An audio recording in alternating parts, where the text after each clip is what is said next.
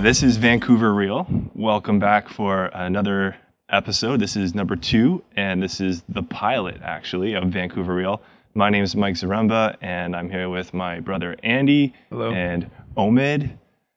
And this is our pilot episode. So with VancouverReal, we are a part, or trying to be a part of the Real Podcasting Network, which is something that has kind of been just really, I don't know how to say it, really slowly started, but like London Real.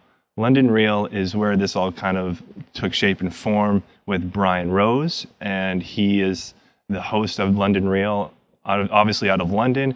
And when he was on Joe Rogan's podcast, probably almost a year and a half, 2 years ago now, he put it out there that, hey, if anyone wants to do a podcast, you're welcome to do that. And I heard that. And I think you heard that as well. Yeah, I heard and we're basically, you know what, let's get that domain. So we're like, okay, let's get Vancouver Real. We got it probably like a week later. And then basically sat on it for VancouverReal.tv. Since, yes. And we made sure we got the .tv. So it's just like you, Brian. And as a part of this whole podcasting network, Brian asked that we do a 20-minute pilot episode to kind of share with him and to tell them about what we're about, why we're doing this, why we kind of want to be a part of the network, and, you know, just an introduction, basically. So that's what this episode's going to be about. It won't be as long as our first, and the reason we did the first one was because we had the guest Graham with us, just, you know, off the cuff. We literally just threw everything together at that time and decided to do the podcast really as our first one, and that's what we wanted to do. And actually turned out, it was like the perfect first podcast. It was great. I thought it was fantastic. I loved, personally, because it was a lot about floating, obviously, and stuff like that. I got so into it. I've listened to it like 3 times now, so. Yeah, and it was hard. It was hard just to go out and do that for the first time and like know that you're being recorded and putting in front of a huge audience like right away. It's definitely like all 300 people. All 300. Well, potential of everyone on you're right. Facebook. It accumulates. You don't even know. That's a cool thing. It's like these YouTube videos. I mean, I remember I put that one up of the Vipassana meditation a couple years ago. I did this little mini documentary on Vipassana meditation, and it's up to like, I think 7,000 or 8,000, or not even 10,000 views now. So it's crazy how they do kind of just climb up over people searching for whatever they're searching for on YouTube. So you're right. This is out there. Once it's into the internet, you're not getting it back. So watch what you say. But yeah, I gotta be careful with that. Actually, I gotta watch my mouth. No, it's all good. But so basically, you know, we're broadcasting out of Float House. Float House is our sensory deprivation tank center. Andy and I are the owners here, and we are the ones that co-created this about a year ago.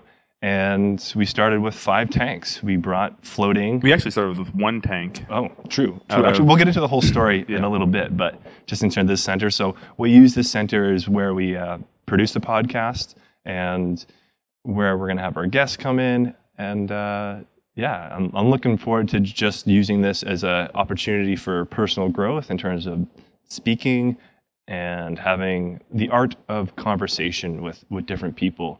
And I guess that kind of goes into, you know, podcasting in general and in this new form of media. Well, that's why I love it. I love the whole idea behind podcasting. I love how anybody can go on and create their own source of media, essentially. And it's not controlled by some big, you know, corporate controlled media center now. And anybody can go on there and say whatever they want, and that's what's so real about it. And we can make it about local people. We can make it about what's going on in our lives as opposed to some global event or things that really have no relevance to anything we're interested in. Yeah, it's completely decentralized. The internet was a decentralized form of spreading and sharing information. It was a dumb network of like A contacts B and B can contact A, and they can share any information you want. So with that kind of decentralization of information, it allows everyday people to throw up a HD webcam and get a recorder, and then get someone that has the brains with Omid, who is our partner here, to help us do this and produce our own Thank God for dialogue. Omid. This would have taken us a year to figure out. So Omid is behind the scenes, and he'll be a part of the conversation as well, but he's also working away with the live editing just to save him time in the future.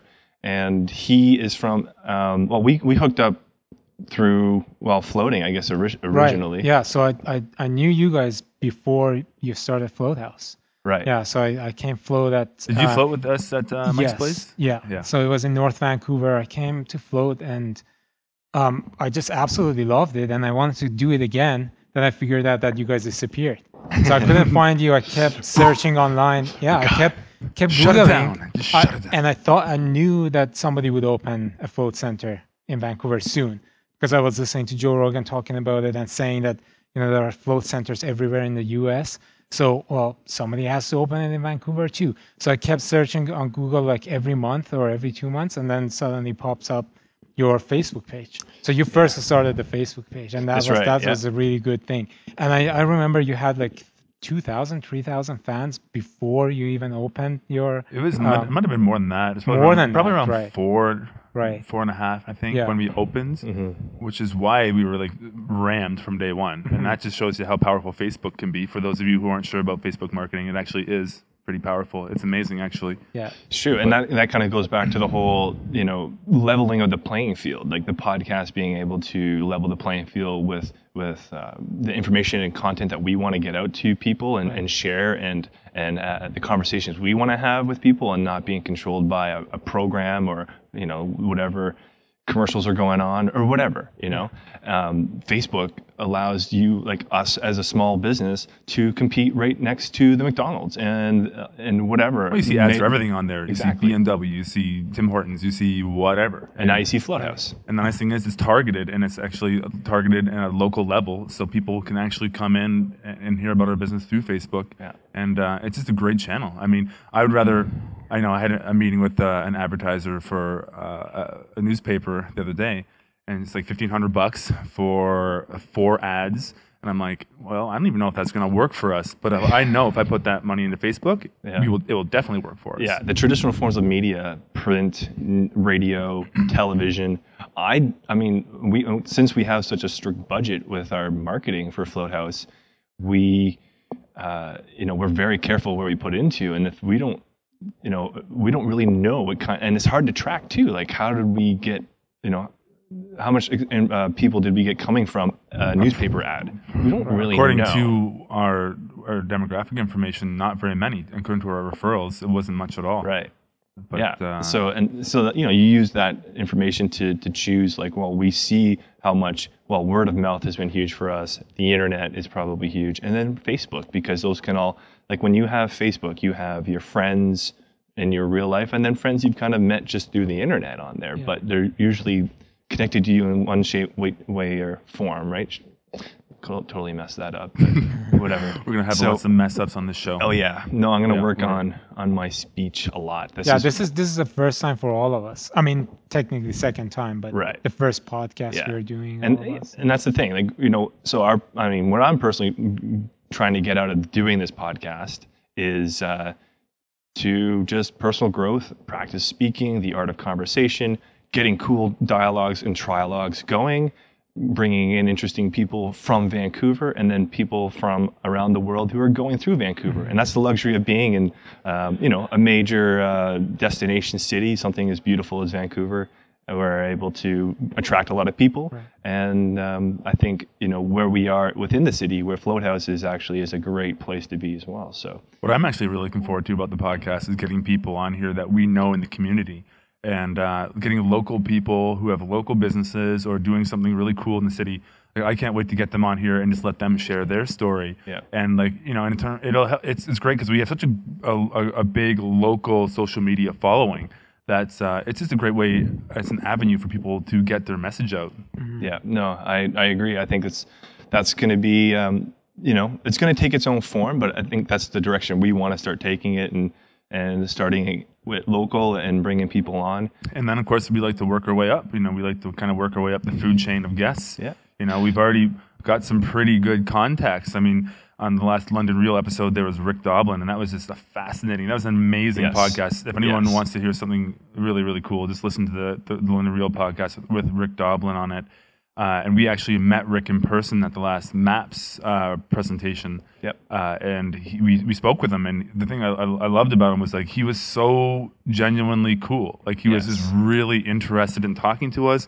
He took a genuine interest in what we were saying. It's not many times when you meet somebody who has that kind of status, who will actually listen to you and actually take what you're saying like seriously. And I thought that was so cool of him. And he was like genuinely interested. Yeah. No. And the cool thing about Rick is he is actually a big John Lilly fan. And for those who didn't watch our first episode, John Lilly, Dr. John C. Lilly, is the inventor of the float tank. He had a lot of publications in the 50s, 60s, well, 60s and 70s about various things. And he was hugely inspirational for Rick. So when we kind of told him, oh, hey, we're from Float House and we do float tanks and sensory deprivation tanks and all this kind of stuff, he immediately kind of perked up. And actually, he's a Lilly fan, and that was a great thing. I love what they're doing, what the floating guys did with the book release for Lilly, because it's giving him some credibility and putting him back in the spotlight. Yeah. You know, he was one of those pioneer types who just got lost. He wasn't there, and he actually kind of he made this whole field of like psychedelic research. And he quantified it. He did it scientifically, which, you know, McKenna would be out there in the jungle just dosing himself with 12 grams of mushrooms and smearing himself across the universe. McKenna, but yeah. I love McKenna. But I'm just saying, like you know, Lilly actually did all that, but he quantified it and did experiments, and he did it scientifically, but he was the one who wasn't remembered out of all that group. I mean, they come from different fields, right? Like McKenna was the, you know, very anthropological historian, language obsessive kind of guy, and he was able to philosophize and kind of view the trends of humanity, and he did a lot of linking together in really cool ways. I mean, if you don't know who Terence McKenna is, go to the Psychedelic Salon podcast, which you'll find on iTunes, download those free episodes, and just start listening, and just keep an open mind, because he has some amazing things to say, and it seems like his content never stops. I mean, he passed away in, I think, 2000 or 2001, yet he has so much recorded content from the 80s and the 90s before he passed away, and it's awesome to listen to. I love throwing those things on. Yeah, listening to him was a huge deal in my life. Like I would just, whenever I'm on the SkyTrain, I would just put it in my and listening to him, and I got to know Terence McKenna through Joe Rogan, and I would just listen to, it's like hours and hours of ranting about many things, like many important things. And he was also an entertainer, so he would just sit there and just tell the stories.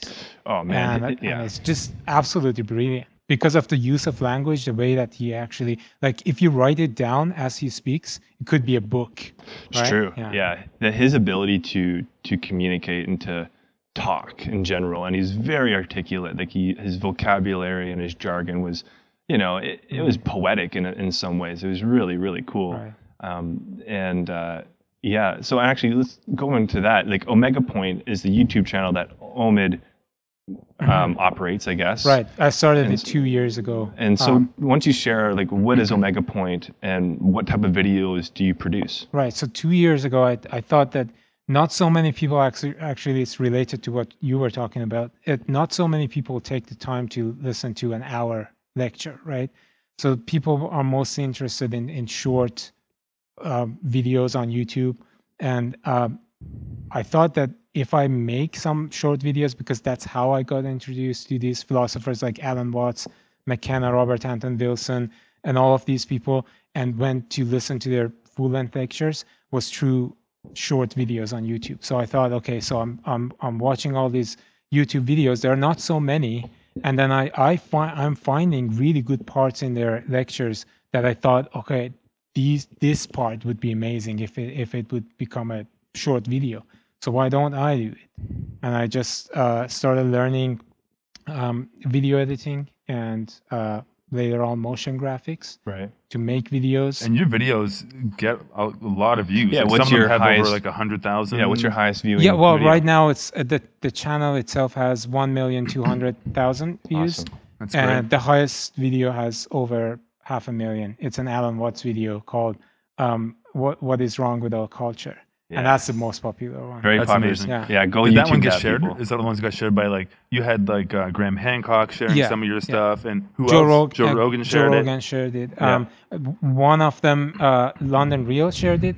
Did, eh? Because I took Jason. So just Jason Silva goes to London Real and talks about really amazing stuff. yeah. And then I just took that part from the podcast and made a video of it. Cool. Yeah. That's very cool. I was going to say they're kind of like the same sort of format of like the shots of awe, sort of like it's taking amazing content and putting it with inspiring videos and pictures and music and things like that, and creating a really unique piece of art, really. And Your videos are awesome. They're super powerful. Thanks. Like, They're so good. Those things that you can put up all the time, or just watch them yourself and just like kind of blow your own mind each time you do it. It's one of my favorite. It's one of my favorite activities to go on YouTube sometimes and just watch something that that not so many people talk about, like philosophical ideas or things about our situation on the planet or things about ourselves. And the amazing thing about this journey, and it's not actually 2 years, it's been 1 year and 9 months. Throughout this journey, I learned video editing and motion graphics is now my professional job. So cool. I'm not doing what I learned at the school. I'm doing what I learned because of making this channel. And just your passions too. Yeah. You were just interested in something and you developed the skills to do it. And now you get paid this whole to new do thing. it. Yeah, super cool, man. That's and this is your next awesome. venture, actually. Yeah, and that's why we're super, fortunate really to have this connection with you, because, for us to put something at this caliber together at this stage, we don't have time. We don't have the time. We don't have the time. experience. Yeah. So it's been huge. So thank you. Ever since I watched Joe Rogan's podcast, I thought how cool it is that people sit around and just talk. Yeah. Because there are these philosophers that I love listening to. Most of them are passed away, but then there are many of them now. They just don't go around and give lectures, right? So when you have Graham Hancock on a podcast, open to discussion, to discuss whatever he wants. It's awesome. That you just sit back and it's better than watching movies. It's better. Yeah. I've listened to those podcasts like Graham Hancock, Rick Doblin. Well, if we ever get one of those guys on, which actually we have some contacts with those guys. Sure, I'm not gonna talk. I'm just gonna sit there. Just tell me a story. Entertain me. Yeah, Dr. Gabor Mate too. He lives in Vancouver. I made a video. One of my videos is Gabor talking about addiction. Yeah. And cool. And I think that's why Brian got into it too. I remember watching Brian from London Real. I think one of his first ones even, and I remember him doing it, and I saw him and Nick, his partner at the time, was doing it, and they kind of copied the Rogan format, and I'm like, oh, look at this guy, he's doing the Rogan podcast. And to be honest with you, and I apologize, Brian, but it was probably what we're looking like right now, pretty rough, pretty amateur. Yeah. But and I kind of swept it away. But then I saw a couple of cool guests that he had on, so I came back to it. And since then, London Real is one of my most favorite podcasts listened to, and largely because of the quality of guests he gets on, the fact that he. I'm looking through his last ones, like again, Rick Doblin. Yeah. He had Jacques Fresco. Yeah. Neil deGrasse Tyson. Yeah, Mike Dolce. Variety of MMA fighters, Dorian Yates, bodybuilder, just really awesome guests. And the cool thing about it is he kept also improving his quality of video production. I actually sent him a comment on Facebook saying, just because I was so impressed. Like I could see he's using lighting differently now and he's using the angles differently. And his whole production quality really got polished up. Right. And I'm just like, man, now he's got this legit thing that started so simplistic. And that's what this is. This is very simplistic. The cool thing about it is he just stuck with it. He just stuck with it and kept doing it and doing it. And that's what we're going to do. I mean, we're going to keep going. Yeah. This is episode, we could almost call it episode -1 because it is the pilot. But this is 2, but it's the pilot. But we just did it backwards. Yeah. So, but we're just going to keep. By episode 100, it's going to be just like. Yeah. I'm not even gonna think but about I think it. that's where the work comes in, and I don't think we can't be naive. Like getting guests, getting people to come in, just making it into a practice of its own every week or every 2 weeks, as much as we can do it. We just got to come in here. Call here. out there now on Facebook if anyone out there is interested in coming on the podcast, Yes. info@floathouse.ca. Yes. Email us, info@floathouse.ca, local or abroad. We'd love to have you on. We'd love to talk to you and share your story. And so I know Brian obviously was influenced by Joe Rogan, and I mean, talk about You didn't talk about Joe's podcast, what he's done. an influence on, on me personally beyond like what his intentions were with that podcast. He had no intentions of whatever when he started it. It was nothing. And but the cool thing is we listened from the beginning. Yeah. And it was so cool watching that thing evolve and how big it's it amazing. is now. It's so cool. And they do call him the male Oprah.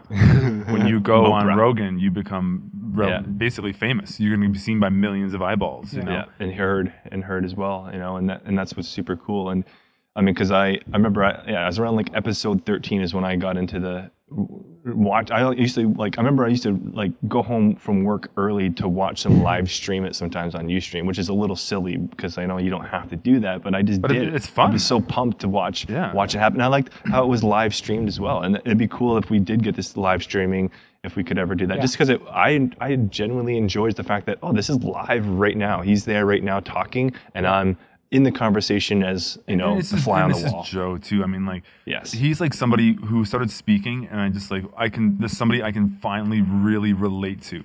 Yeah. And everything he says is just like everything he talks about. I'm like, yes, like he is someone who gets things the way I kind of get them. Not everything, obviously, but I mean, like it's someone who I can actually really relate to in terms of the way we think and the way we do things and the way we operate our lives. Yeah, and let's the way he takes the shame out of things like I used to feel bad about smoking marijuana. That's exactly what I was used to feel bad about that, and he starts talking about it and he's like, you know what, you can be open about these things, and you know what, if someone's going to judge you for that, that's their problem. Because I mean, we all know the arguments around that whole thing. We don't have to get into that right now, but I mean, if somebody's going to judge you for something like that, then I mean, really, even they don't know the facts, right? Even before he had that impact on me. Like I always thought that pot was actually, I was doing something harmful to myself. I really was, and I didn't. Well, even though it might be to some extent. I mean, sure. Well, say that pot's not harmful is probably not true. Okay, but it depends on your relationship with it for sure.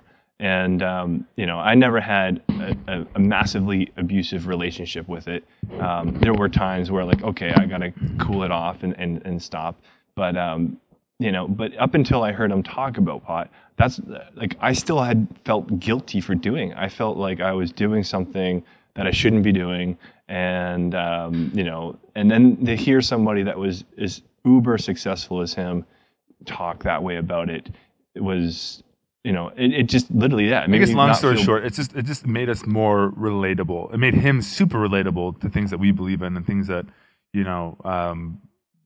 things that we can talk about, and that's why I listened to so many of his episodes. Yeah. And the cool thing is, when you listen to his episodes, you actually start to like feel like you know him almost, because he's just so open about his life. Oh yeah. I mean, and like he says too, like when you have that 3-hour conversation, it's basically like you can't fake 3 hours. Like it's crazy because he's been so open about his life, and we know who Joe Rogan is. Everyone who habitually listens to his podcast or watches it knows who he is. Yeah. And I think he did kind of start, like he pushed kind of podcasting into the mainstream, I think too. And I think he got the original idea from Tom Green. Remember Tom Green? Tom Green, and then also, but he keeps attributing it to what's the guy from The Man Show or something like that. I can't remember. Jimmy Kimmel's buddy. They used to be partners, but you know that guy. Yeah. He's been on his podcast a few times. I don't remember his name, but I think it was him that initially. Opie and Anthony. He always said Opie and Anthony because that style of conversation was what did it. And then Tom Green's whole out of his house production. In turn, Joe Rogan spawned. Well, that spawned Joe Rogan, and Joe Rogan spawned London Real, and now London Real is spawning VancouverReal. Yeah.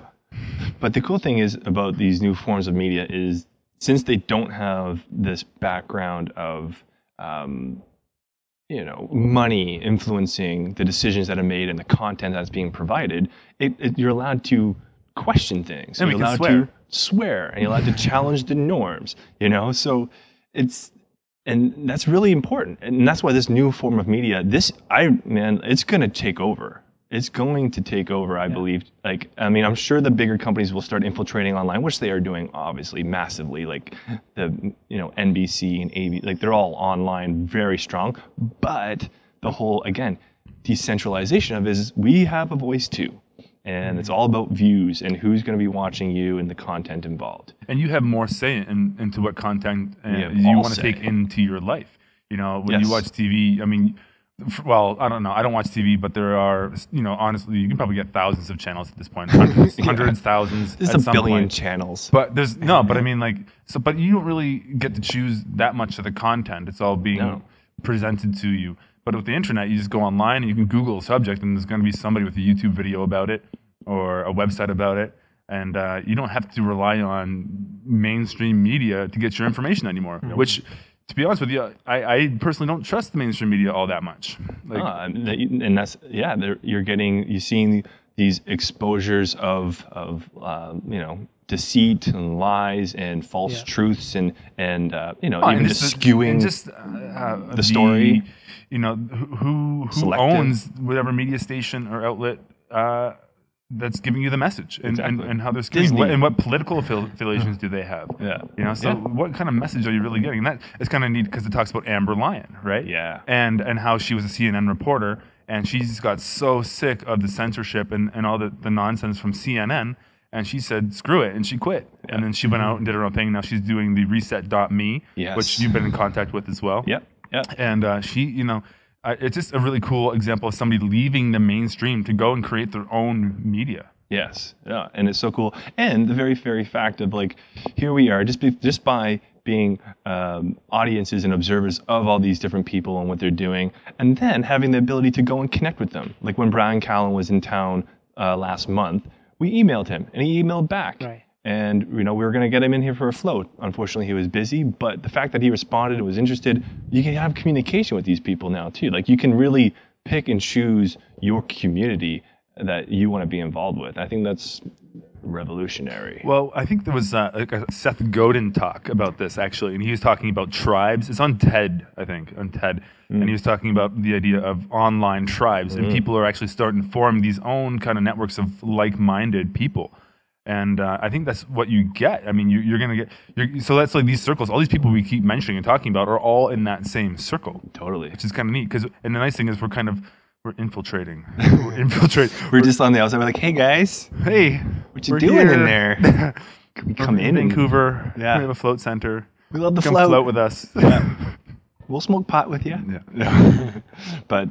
It's fascinating to be a part of it, and that's the thing. We're a part of it. You can be a part of it. Anyone can be a part of it, even by just sharing a meme or a post or liking something. You're contributing. You're supporting. So it's powerful stuff, man. And it's super powerful, and we'll see where it all fun. goes. And it is fun. I don't know. I'm stoked to see where it goes. This is the second one. And the thing is, we can do this for as long as we want. Yeah, and that's the thing too. Life is definitely not boring. If you're finding yourself having any moment of boredom in your life, slap yourself in the face. And I feel like anyone who says they're bored is just a child.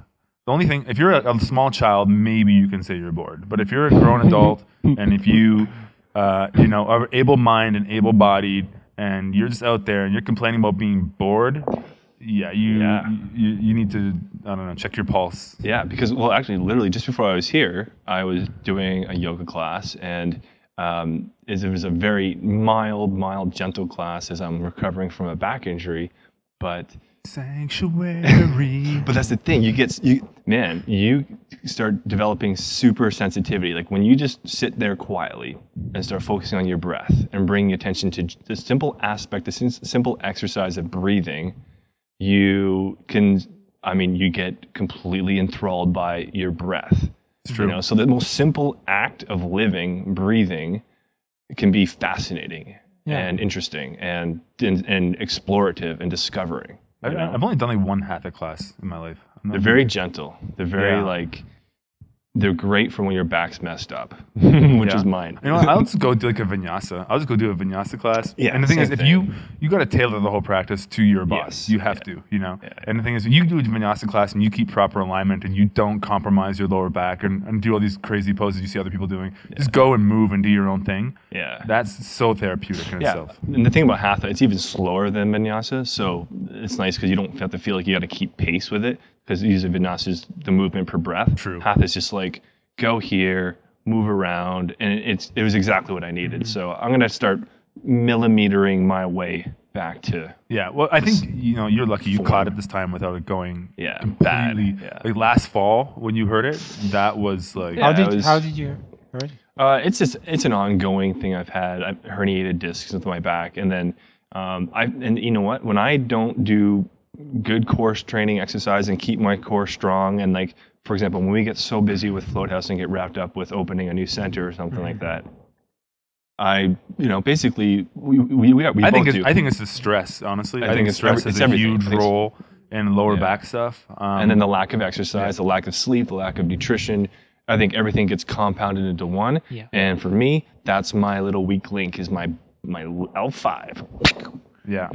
And, we both had it. Yeah. I've been actually really happy. I haven't had it for the past good year and a half. I've been really good. Knock on wood. I think it's because I've changed a lot about the way I operate my life. I went through a really stressful period when my daughter was born and in the aftermath of all of that. And and I changed the way I operate just at work. At work I used to, like you talked about a little bit the other day, how I was definitely more of the hammer, I was the bad cop at work. Yeah. And I kind of just stopped being like that, and and losing that stress and losing that kind of intensity on a daily basis, I think has just helped it a lot. Plus, there's a bunch of exercises I found online that worked really well too. Yeah. What was the name of the book you got? It was The Founder. Actually, a friend of mine, she's a chiropractor in California, posted a TED Talk about that. And if anyone has lower back pain, check out The Founder. That series of exercises pretty much fixed my lower back. Right. But anyways, we're getting way off topic. No, it's good. I think we should. There is no topic. There is no topic, but I think to whatever is. To whatever is. That's our little tagline, Brian. I like how he's all about the journey, and ours is to whatever is. So it's kind of like in line. Yeah. To whatever is. Yeah. I think we'll start wrapping it up, but you were kind of talking about how when we work together, and we should probably go into just a little bit of our backgrounds in terms of who we are and like why we're talking. And there's no real reason why, but anyways, we've been working together the past 6 years in a family business. We own and operate a quick service restaurant in Vancouver, BC, and then I guess we were doing that, and we were kind of there's a lot of things that happened that kind of took us on the route we were going at. So it's really kind of difficult to pinpoint where it started. Maybe that's a pretty big story. That was all part of how we got to where we are now. Totally. Because doing that, I was on a completely different path before that. And when we went into that taught me a lot of business skills. Yes. How to run a small business. Yeah. And we got to observe firsthand a large scale corporation and how they market and how they do things and how their systems they put in place. Yep. And we learned a lot from doing that job. Yeah. And if it wasn't for that experience, I don't think we could be doing what we're doing today. No, not to the way we've done it and to the level of what I will say professionalism that we brought to it. That's a comment we've gotten quite a bit, is like how people are impressed with the professionalism of this service, which is we should actually talk new. about it. What it is Float House, and it's our website's floathouse.ca. And if you don't know what floating is, it's actually sensory deprivation. And so we own and operate, along with our partners, a 9-tank center out of Vancouver. We're in Gastown in Vancouver. And we just, this year we expanded. We went from 5 tanks to 9 tanks. Actually, should we go into the whole story about how it happened? Yeah, we should. Yeah, before I jump into that. Yeah. So basically, Andy and I were working together in our family business in our restaurant, and through sequences of events of learning what a float tank is, being inspired by Joe Rogan, lots of other things, and then just kind of wanting the path that we're on as well. Yeah, just the path. You're right. We discovered floating, And very quickly, after one float each pretty much out of someone's basement in the lower mainland here, we decided to buy our own tank. And we purchased our tank in late 2010, and we set that up in my condo.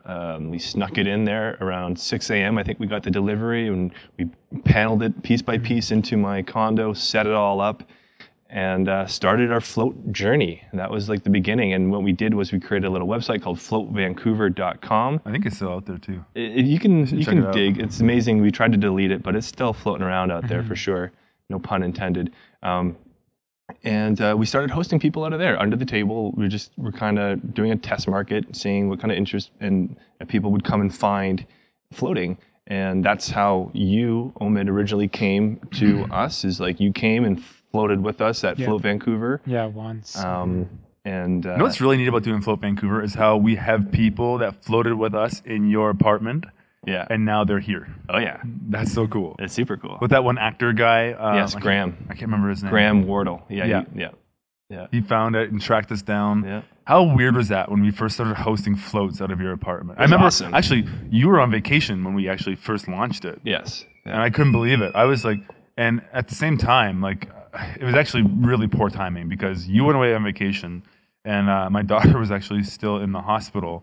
And we actually tried opening a float center while all that was going on. Yeah. And it was crazy. That first week, I couldn't believe that we actually started getting bookings. Yeah. That very first week, after making one little website, we started getting bookings. Yeah, it was cool. Yeah. It was really cool. And it was fun. I mean, but the funny thing, I remember like when I hosted my first floats, and I only floated like maybe 10, 12 times at that point. Yeah. And just trying to brief people and explain it to people, and it was just so much of a challenge, so much more of a challenge than it is now. Right. Yeah, just because of lack of Because experience. now you talk about it all the time. So yeah. Well, I mean, and so when I came back from holiday, that was in January, and then I basically from that point I started floating like every other day for like about 6 weeks. I just went full into it just because I loved floating. I loved the experience. And we were hosting as many people as we could fit into our lives as we wanted to. So weekends were quite full. I think the busiest day we had one Saturday where we had I hosted 10 floaters in that day. Yeah. And that was our busiest day. And anyway, so that gave us a lot of information. We got the tank paid for itself, but then we got an email from the North Vancouver City License Inspector saying, "Do you guys have a license?" And we just never responded to that email and basically pulled the plug on the whole project. Well, we called up our friend. His name's Boldazar, who hopefully we're going to get Boldazar on the podcast. I don't think he's going to listen to this, but since I plugged him, maybe he will. And we call him the anarchist lawyer. And he is he's one of those kind of people that are just full of information. If you have a question and you ask him, he's probably going to have an answer, or at least a decent answer for you. Oh yeah, at least a somewhat researched answer of like the literature that's out there. And anytime we've had any kind of like concerns about things, like just in a legal sense, nothing illegal, no crimes are being committed or anything like that, but we always call up Boldazar and be like, "Alex, hey, what do we do?" And he's really good at calming us down, actually. Yeah, and making us not worry about things too much. Well, and that's the anarchist part of him because he likes to see chaos. He'll like to see the whole house of cards come tumbling down. Not going with the normal regulations that reminder of the Christopher Ryan book. How he's talking about writing that new book. Christopher Ryan is the author who wrote Sex at Dawn. He's been on Rogan a couple times. A really interesting guy. Sex at Dawn's a really interesting book. He's writing a new book. He's going to call Regulated to Death. And that would explain really well what it was like trying to open a float center in Vancouver Coastal Health. Sorry. Yeah, it's all good. I'm saying they were so hard to work with. And like this one you have to go through. Actually, it was the Ministry of Health that was like really kind of being just unscientific. They would not recognize the nature of science, and they would go by their political understandings of what was recognized. So. And I'm not even talking about that so much. I'm talking, when we have to go and get a permit to install speakers. Hey, low voltage, man. You gotta You can't mess around with low voltage. The whole point is, it's just how regulated everything is in the city and how hard it is to do anything because it just stifles creativity. Yeah. And of course, you have to regulate things because there are people out there that would do ridiculous things and would put people at risk.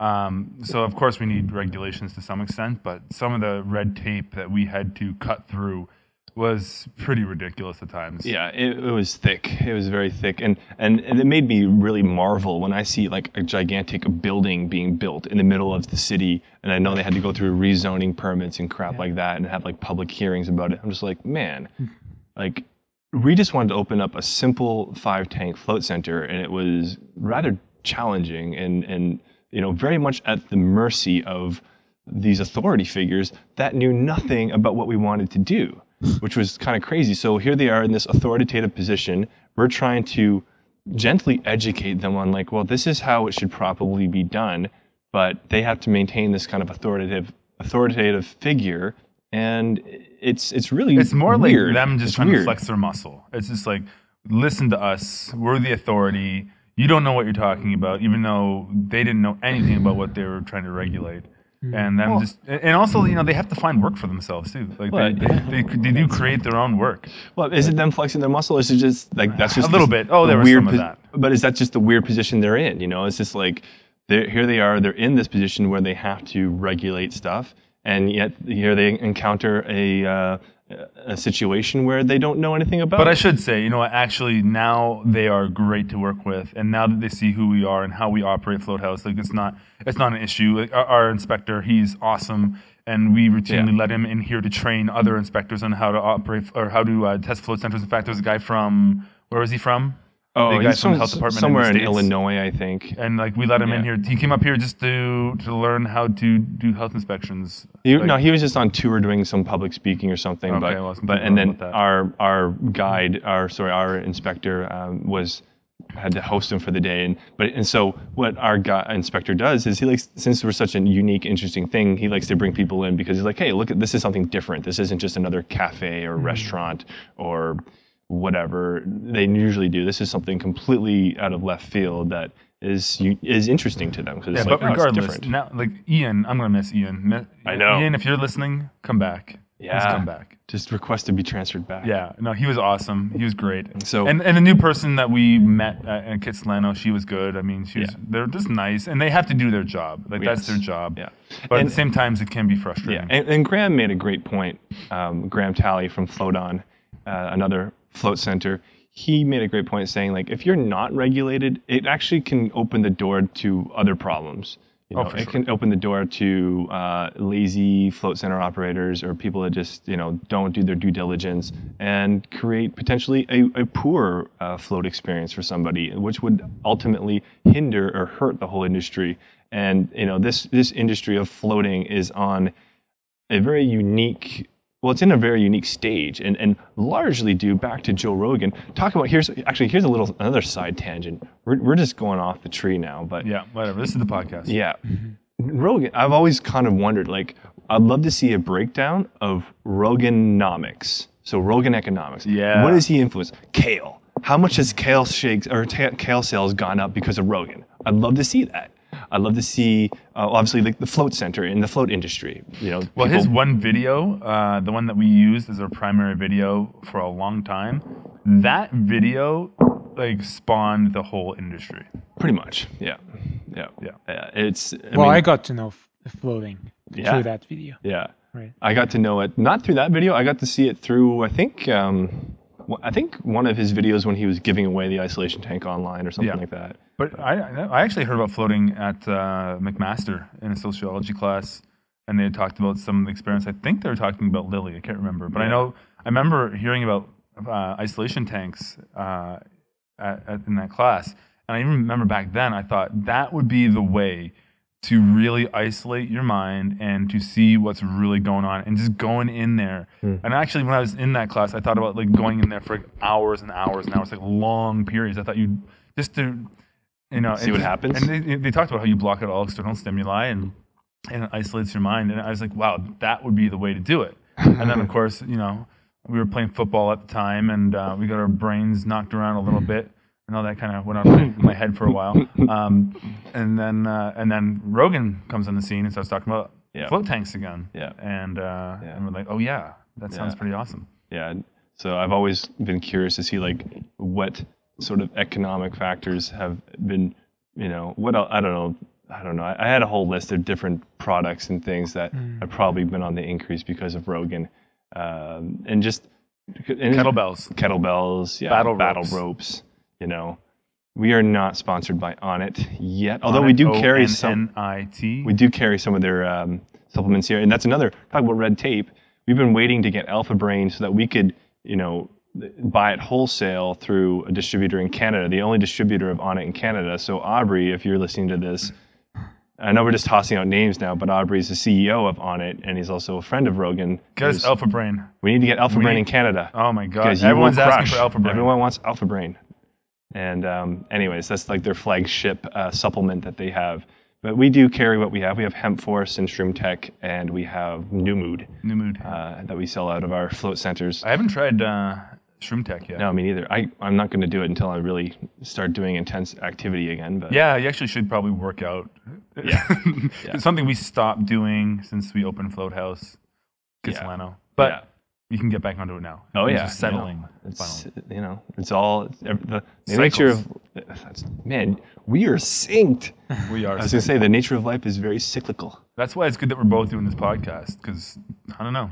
Well, if I'm away, you can just do it, and if you're away, I'll just do it. Well, when you're away, we're like coming one up mind. soon. Yeah. On your upcoming visit to or trip to Peru. I don't know if you want to talk about that at all. That's going to be pretty. I think we'll save that for another podcast, but we'll definitely get into that. So he's doing ayahuasca. That's the thing too. Like we're part of this group is the this community, this online tribe is health, wellness, knowledge, interesting things, but also talking about things that media never talks about. Yes. Absolutely never. Yeah. You never hear about it at the school, never hear about it in the university. Yep.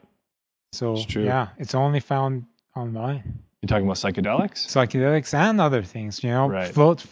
Floating, yeah. It's not on the media. It's finally getting a little bit of mainstream covers, a little bit, but not much. Right. Yeah. Actually, we have our television spot coming on next week, which will be great, I hope. Again, showing the new versus old forms of media.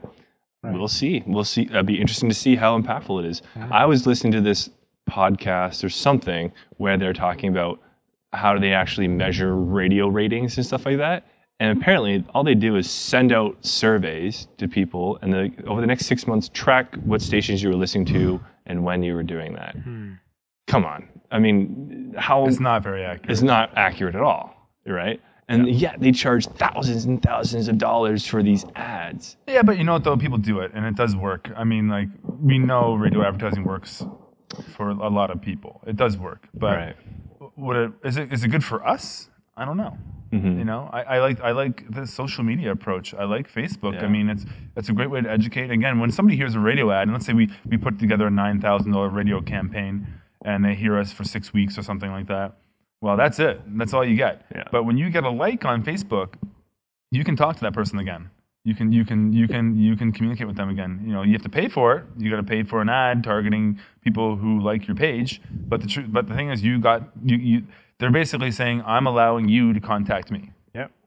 When they give you that like. That's back to the decentralized form. There's more choice. You get to choose what you have coming to you and what you are exposing yourself to, and that's really important. And that's going to start deprogramming and deconditioning people and letting people question what we've been so just automatized and wrapped up in and forced upon since we were wee ones, little youngins. Yeah, exactly. Like we were all born into this system, this society, this way of doing things, and we didn't really have much to say about it. And it's because of, I think, some of the recent things, like, for example, the proliferation of yoga and now this second renaissance of psychedelics and flotation tanks and meditation. All these things are now especially meditation, when you have like Eckhart Tolle going on Oprah and doing a whole, I guess, webcast series similar to what we're doing right now, and spreading his knowledge and his wisdom about that subject. This is a whole new way of looking at things, and I'm kind of starting to ramble right now. No, but it's a whole new way of learning and deprogramming. Like all those things you mentioned are ways of, what do?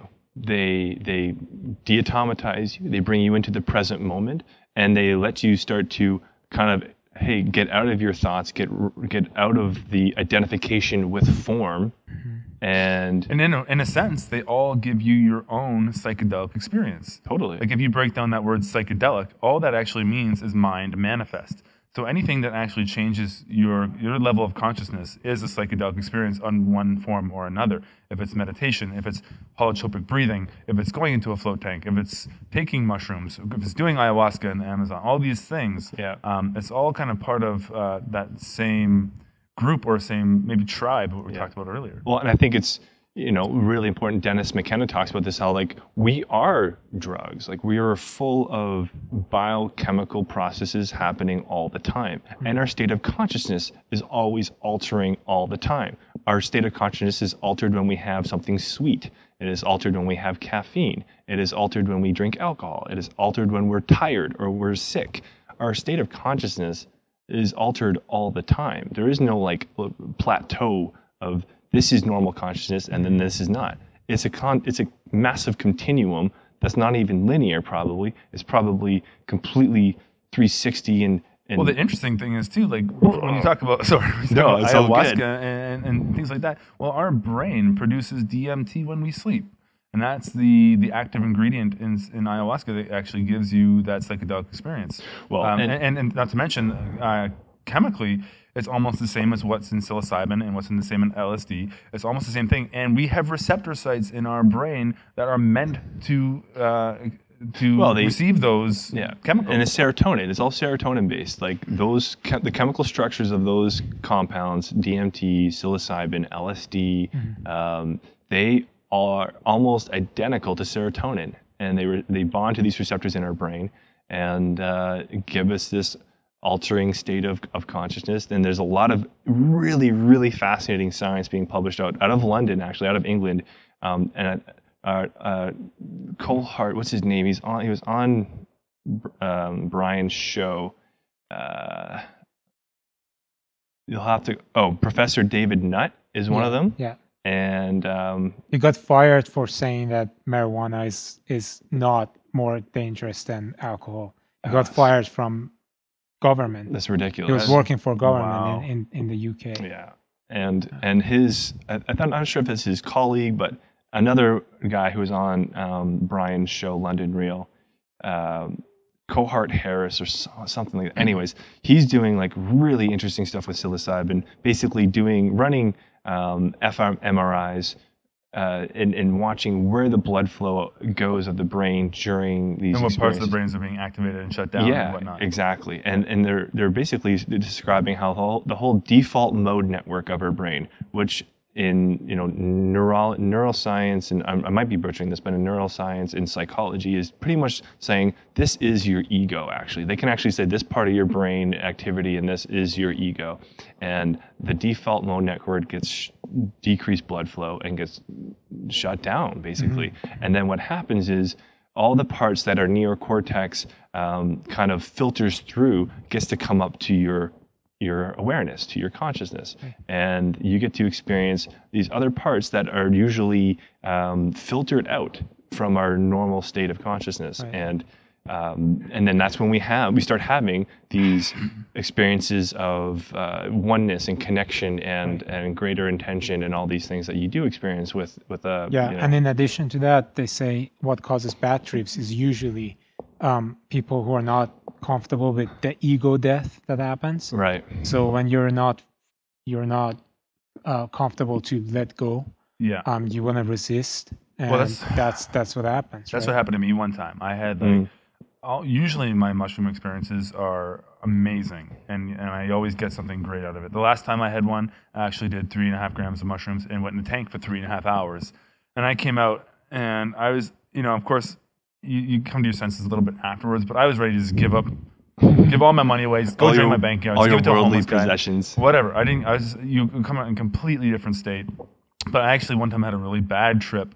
And it was because I wasn't in a great place. Like I was living in Mississauga at that townhouse out there. And I was, for a long time, I was trying to become a cop, which now I look back at it and that's like trying to put a square peg into a round hole because I'm definitely not that. And I remember I had some mushrooms, and this is way before I even went on this kind of path that we're on right now. And I took them, and I had just a terrible. I just got broken down. I broke down. I was like in my room by myself, and it was really super humbling, and it wasn't necessarily a positive experience, but it showed me where I was in my life, and like just like that maybe that's. Did you take them by yourself? I was by myself, and I was just like, ooh, it was a rough one. It was a Really? rough one. Yeah, but that was the only time I had a negative experience. Most times it's actually the opposite of that. Yeah, I've had a couple, like nothing where it was. I mean, I've had some where they were not awesome. Like you just feel like you just didn't feel good, and for whatever reason, I think the set and setting context is Right. super important. Like crazy. The one time when I had a more of a poor experience or negative experience at the time, but it obviously taught me a valuable lesson afterwards, was I was rushing around all day. I knew I was trying to plan to do this, but I was rushing around all day. I was kind of like falling behind my schedule that I wanted to keep so I could like time this out a bit. Because like, when you're doing these things, you do need to time them out a little bit and plan and set things up so that way you can do them without any worries or intrusions or disruptions, right? So I was rushing around and, Was it that last summer? This was last summer, yeah. And the whole thing was it was brutal. And sure enough, my whole experience was just really not what I wanted to get out of it, not what I wanted to fulfill with my intention. And But it seemed to turn around a little bit when I finally met up with you, though. We met up in that park, and then it was still really crappy for me. I was still not in a great state, But then, I did it about a couple months ago, recently, and this was my first experience after that experience, and I was very nervous because like I don't want to have that experience again. I don't want to have a shitty experience. So I was very okay. I took so many precautions to set up my whole day. I really, I was eating well that whole day, and I did a yoga class, and then I, did what I did, and it was Probably no plans the next day either, right? No. Next Well, day, I don't completely know. I mean, we always got work to do, but Yeah. but for me, like it was everything that I would have wanted to be. Like the whole shebang. It was, we can get into those type of talks later, but it was. Those things are so powerful, which so leads powerful. us why we're in these groups and why we feel compelled to share this, because do the research, to go and do your own research, and don't just buy what you heard when you were a kid through your public health education. Or what you heard at the dinner table from your relatives. Yeah, So but at the same time, too. Sorry. Yeah, no, go on. You have to. I definitely wouldn't say for everyone to go out and do that. Research? No, not research. I'm saying go out and do a psychedelic. Sure, and of course. especially if you're inexperienced, you don't know what you're doing. Yes. One thing I love about MAPS is how they're going about it. They're the perfect example of changing the system from within. Yep. And it's really cool listening to Rick Doblin talk on London Real.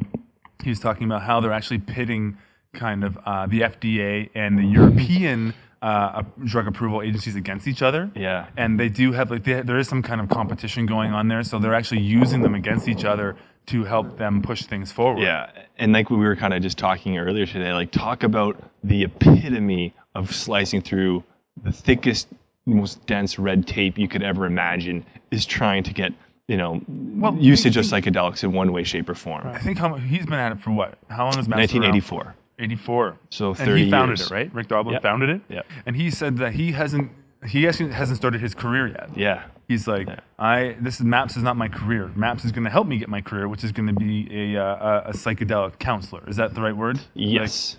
Basically, an MDMA psychotherapist or something like that. Or something like that. Yeah. But And that's what his goal is. And the funny thing is they're on the path, and they're doing clinical trials right now, and they are going to be able to prove the efficacy of things like MDMA, especially in PTSD. They're probably going to do it. Like they're probably going to carry along that path and get them regulated for I guess clinical use, and that's the way they should be used. They should be used properly. They shouldn't. You definitely shouldn't go out with your friends and But do these he kind of even things. says as well, though, that this is like the first step to get it to being accepted and acknowledged and used and researched and stuff. Which that's why they're doing the process they are. But he's even said, they're like regular people that don't have PTSD can still benefit by taking these substances. And obviously that's not the priority, and that's not what's going to get this pushed to the forefront. But in He's the actually future, talking about marijuana too. Sure. And actually one of the uses of that, because he said, I can't remember exactly how he broke it down, but he said it allows you to relive past traumas and remove yourself from the emotional part of that past trauma or something like that. So it allows you to actually look at it and see it for what it was, but then remove yourself from it instead of activating that memory over and over and over and essentially reliving that event over again. Yeah, well, I find with these substances, like what it really does is it shifts you. It shifts your whole ability to perceive the world for when that time is on, right? And I know for personal experience when, let's say, I've had a little tweak and I'm talking with you or my ex or something like that, and I'm under that influence. And instead of playing the role of the boyfriend, girlfriend, or playing the role of the brother, You step outside yourself. And then you don't let those roles influence you, and you just like, no, that's this or that's that. You're able to really cut through those conditioning things that we're so habitually unaware of when we're not, and that's the thing. Like human beings, from every level of our being, the brain to our muscles to everything in between and whatever energy we're made up of, we're like a giant sponge, and we start absorbing stuff from the get-go of conception, I believe. I think, definitely in utero, for sure. For They sure. know stressors that the mother experiences during pregnancy definitely affect the fetus. I think, yeah, exactly. And even from the moment when those two cells initially merge, like how would it be different versus like two conscious beings combining their seeds in a beautiful moment versus a rape? Yeah. Okay, and let's say you got pregnant from a rape. Well, okay, yeah. At that point, your body's flooded with cortisol and adrenaline and all sorts of stress hormones. And if that's the thing is, the conception probably wouldn't happen exactly at that moment. But the thing is, you're going to be in a terrible state afterwards. Yeah. So, I don't see how it wouldn't affect it in some way, and it definitely does. In fact, that's what Gabor Mate talks about all the time. That's like what he talks about. It's a root cause of the problems, right? Cause. The way that you're brought up, the way that your parents were interacting with each other during the time that you were inside your mother, and all of that. It's all proven. He in his book he has lots of examples of scientific research and all that, and it's really the root of most of the problems that people have. And sickness, mental sickness, physical sickness, and that's the thing on every level. Like the traumas you experience on whatever form it takes, whether it's in utero or out of utero, whatever it's called. But you know what I mean? Especially during your formative years, whatever trauma you experience is going to be layered in there somewhere on your cake. And it's going to start influencing you as you develop. The decisions that you make in your life, why somebody becomes an addict, why somebody doesn't. One of the stories he talked about in his last presentation that we watched was he spoke about one of his patients on the downtown east side, and she was First Nations, and she was taken to one of these Christian educational schools to basically re-educate the native people in BC. And this is in the 60s. This is in like the 1960s. Yeah. And he told the story about a generation ago. A girl, she had been an addict since she was 9, and she went to one of these schools and faced horrible abuse by these Christian schools. And the one story they told was when she was 4, her first day of school, she was speaking Métis, and that's the only language she knew. And she spoke Métis in our class and the teacher came up to her, pulled her tongue out of her mouth, and shoved a pin through her tongue, so she couldn't talk the rest of the day. A 4-year-old. And now you wonder why she became addicted to drugs at the age of 9, and then sex worker. Exactly. Yeah. Yeah, he says Gabor. He is a medical doctor. He used to work as a medical doctor. He said that every single one of the patients that he had, addicts, they went through childhood abuse and trauma. So every single one of them. Yeah.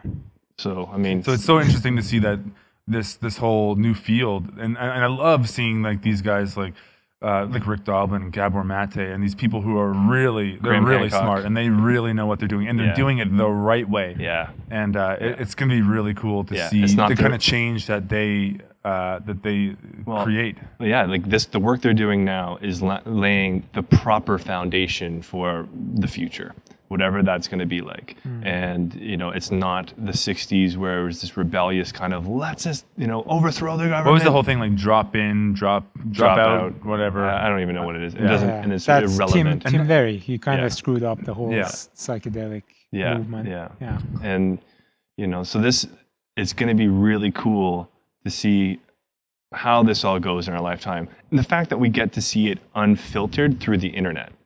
We get to see it not through the eyes of CNN or ABC or Fox News or some bullshit like that, or CBC.